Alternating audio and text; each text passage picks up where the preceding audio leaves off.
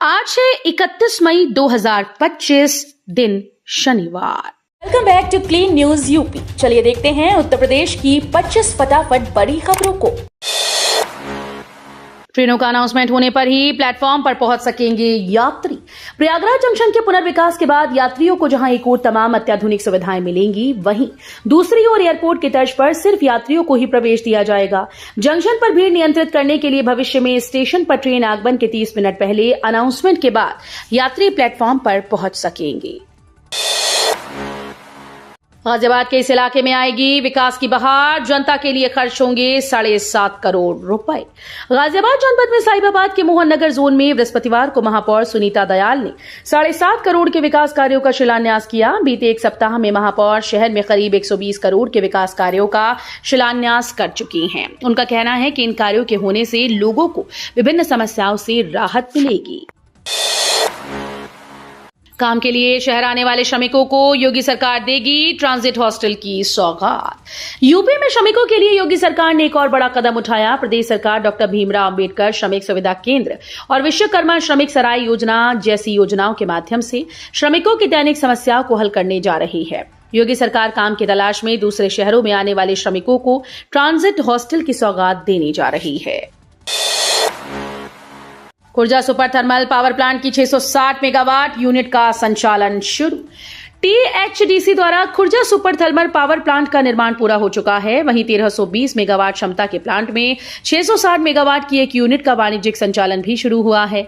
वहीं दूसरी यूनिट का ट्रायल करते हुए उसे शुरू करने की तैयारी तेजी से चल रही है। शुक्रवार दोपहर यानी आज कानपुर में कार्यक्रम के दौरान वर्चुअल रूप से प्रधानमंत्री नरेंद्र मोदी प्लांट की पहली यूनिट का लोकार्पण करेंगे। स्नातक व स्नातक में वेब पंजीकरण का शुल्क निर्धारित। यूपी के छात्रों को मिलेगा प्रवेश में आरक्षण। राजा महेंद्र प्रताप सिंह राज्य विश्वविद्यालय ने वेब पंजीकरण के लिए स्नातक स्तर पर 200 और परास्नातक स्तर पर 300 रुपए शुल्क निर्धारित कर दिए हैं। साथ ही उत्तर प्रदेश के विद्यार्थियों को प्रवेश में आरक्षण मिलेगा, जबकि अन्य प्रदेश के विद्यार्थी अनारक्षित श्रेणी में आएंगे।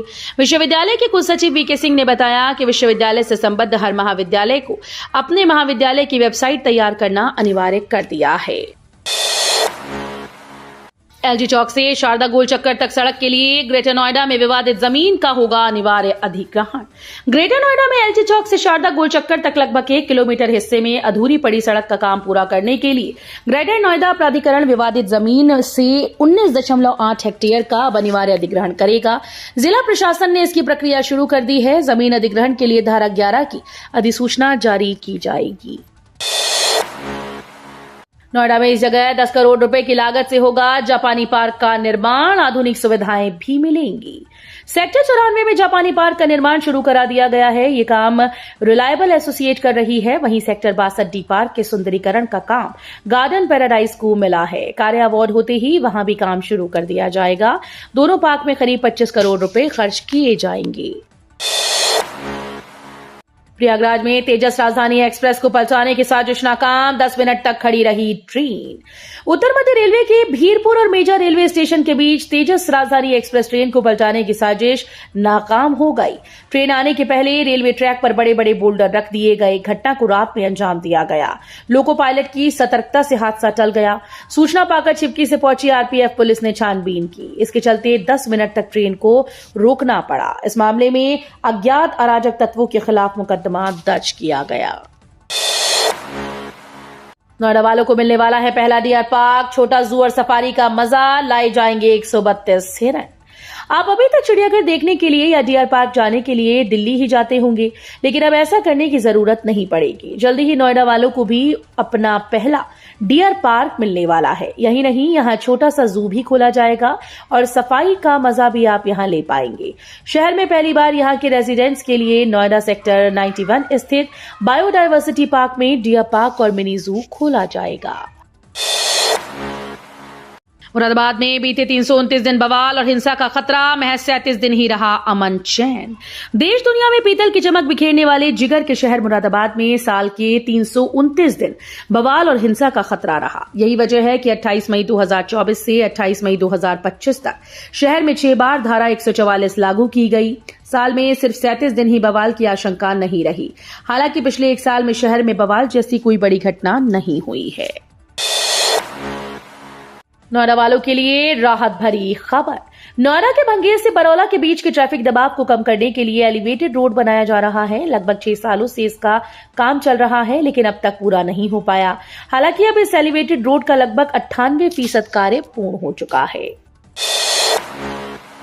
किसान तक पर होंगे यूपी के उद्यान मंत्री Dinesh Pratap Singh. World potato day पर आलू अधिवेशन शुरू। किसान तक की ओर से उत्तर प्रदेश की राजधानी लखनऊ में आलू अधिवेशन का आगाज हो चुका है। 30 मई को विश्व आलू दिवस के मौके पर किसान तक इस विशेष कार्यक्रम का आयोजन किया गया। इस मौके पर मुख्य अतिथि उत्तर प्रदेश के उद्यान मंत्री दिनेश प्रताप सिंह होंगे। लखनऊ के गोमती नगर में सुबह 9 बजे से शाम 4 बजे तक आलू अधिवेशन का आयोजन हो रहा है। यूपी के सभी 75 जिलों में होगी सिविल डिफेंस यूनिट। शुरू हुई गठन की प्रक्रिया। उत्तर प्रदेश की योगी आदित्यनाथ सरकार ने डिजास्टर मैनेजमेंट और नागरिकों की सुरक्षा को लेकर एक बड़ा कदम उठाते हुए राज्य के सभी 75 जिलों में सिविल डिफेंस व्यवस्था लागू करने का ऐतिहासिक निर्णय लिया। इस संबंध में राज्यपाल कार्यालय से नोटिफिकेशन जारी हो गया है। साल 1962 के बाद पहली बार है जब उत्तर प्रदेश के सभी 75 जिलों में सिविल डिफेंस का गठन किया जा रहा है। इलाहाबाद हाईकोर्ट में जजेस की कमी पर केंद्र सरकार से जवाब तलब। इलाहाबाद हाईकोर्ट में बड़ी संख्या में जजेस के रिक्त पदों को लेकर दाखिल जनहित याचिका पर हाईकोर्ट ने केंद्र सरकार से जवाब मांगा।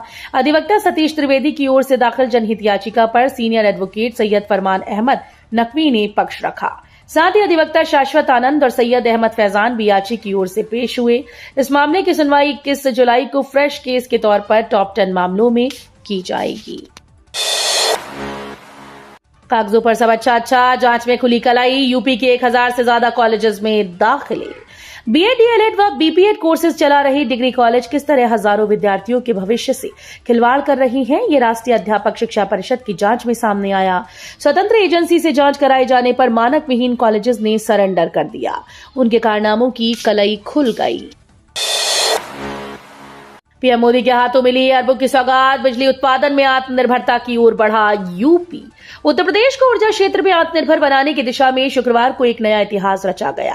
प्रधानमंत्री नरेंद्र मोदी ने कानपुर में प्रदेश को 44,000 करोड़ रुपए से अधिक की लागत वाली तापीय विद्युत परियोजना की सौगात दी। इन परियोजनाओं से प्रदेश में न सिर्फ 24.89% उत्पादन क्षमता में वृद्धि होगी, बल्कि इससे औद्योगिक, कृषि और सामाजिक विकास को नई ऊर्जा मिलेगी। नीट पीजी पर सुप्रीम कोर्ट के फैसले पर मायावती ने दी प्रतिक्रिया। उच्चतम न्यायालय ने मेडिकल के स्नातकोत्तर पाठ्यक्रमों में दाखिले के लिए 15 जून से होने वाली राष्ट्रीय पात्रता सह प्रवेश परीक्षा 2025 2 की बजाय एक ही पाली में आयोजित कराने का शुक्रवार को निर्देश दिया। न्यायमूर्ति विक्रमनाथ, न्यायमूर्ति संजय कुमार और न्यायमूर्ति एनवी अंजारिया की अंशकालीन कार्य दिवस पीठ ने याचिकाकर्ता अदिति और अन्य की याचिका पर संबंधित पक्षों की दलीलें सुनने के बाद इस नीट पीजी को आयोजित करने वाली संस्था एनबीई का निर्देश दिया। यूपी में आज से इस डेट तक होगा जून माह का निःशुल्क राशन वितरण। यूपी में जून माह का फ्री राशन का वितरण इस बार मई माह में ही शुक्रवार से शुरू हो गया है। शुक्रवार से कार्ड धारक अपने कोटेदारों से जून माह का निःशुल्क राशन ले पाएंगे। राशन का वितरण 10 जून तक चलेगा। जिला पूर्ति अधिकारी विजय प्रताप सिंह ने बताया कि वितरण सुबह 7 बजे से शाम 6 बजे तक किया जाएगा। यूपी के 35,000 से अधिक शिक्षकों को झटका, नहीं मिलेगी पुरानी पेंशन। यूपी में विशिष्ट बीटीसी बैच 2004 के जरिए नियुक्त 35,000 से अधिक परिषदीय शिक्षकों को पुरानी पेंशन नहीं मिलेगी। उत्तर प्रदेश विधानसभा की प्रतिनिहित विधायन समिति की 16 अप्रैल को आयोजित बैठक के संबंध में बेसिक शिक्षा परिषद के सचिव सुरेंद्र कुमार तिवारी ने विशेष सचिव बेसिक शिक्षा को भेजे पत्र में यह साफ किया कि इन शिक्षकों को पुरानी पेंशन का लाभ अनुमन्य नहीं है। यूपी में एक और मेले पर लगा प्रतिबंध। वन्य संरक्षित क्षेत्र में लक्कड़ शाह की मजार का वन्य विभाग के पास नहीं है कोई इतिहास। प्रदेश में एक और मेले पर रोक लगा दी गई। ये मेला बहराइच जिले के वन्य संरक्षित क्षेत्र में लक्कड़ शाह की मजार पर लगता है। वन विभाग ने सुरक्षा के नाते इस मेले को लगाने की अनुमति नहीं दी। बता दें कि सैयद सालार मसूद गाजी की दरगाह पर मेले की भी अनुमति नहीं दी गई। वहीं गोरखपुर जिले में लगने वाले बाले मियां के मेले को भी अनुमति नहीं दी गई, क्योंकि वहां 4 लेन में सड़क चौड़ीकरण के कारण रास्ता बुरी तरह से अस्त व्यस्त है। मेट्रो का सफर हुआ और भी आसान। शुरू हुआ नया रूट सर्विस। 80 की रफ्तार, ट्रैफिक से मिलेगी निजात। कानपुर मेट्रो की ये ट्रेन पूरी तरह से भारत में ही बनी है और इसमें एडवांस सीबीटीसी सिस्टम लगा है। इसकी मदद से सफर न सिर्फ ज्यादा सुरक्षित होगा बल्कि भरोसेमंद और किफायती भी रहेगा। साथ ही अब इस रूट में 5 अंडरग्राउंड स्टेशन भी शामिल हो गए हैं जो शहर में ट्रैफिक की दिक्कतों को कम करने में मदद करेंगी। शुभम द्विवेदी की पत्नी के आंसू देखकर भावुक हुए पीएम मोदी, बोले ऑपरेशन सिंदूर जारी है। प्रधानमंत्री नरेंद्र मोदी शुक्रवार को कानपुर पहुंचते ही पहलगाम आतंकी हमले में मारे गए शुभम द्विवेदी के परिवार से मिले। पीएम मोदी को देखते ही शुभम की पत्नी ऐश्वर्या रो पड़ी। इस पर पीएम मोदी भी भावुक हो गए और ऐश्वर्या के सिर पर हाथ रखकर कहा कि ऑपरेशन सिंदूर अभी जारी है।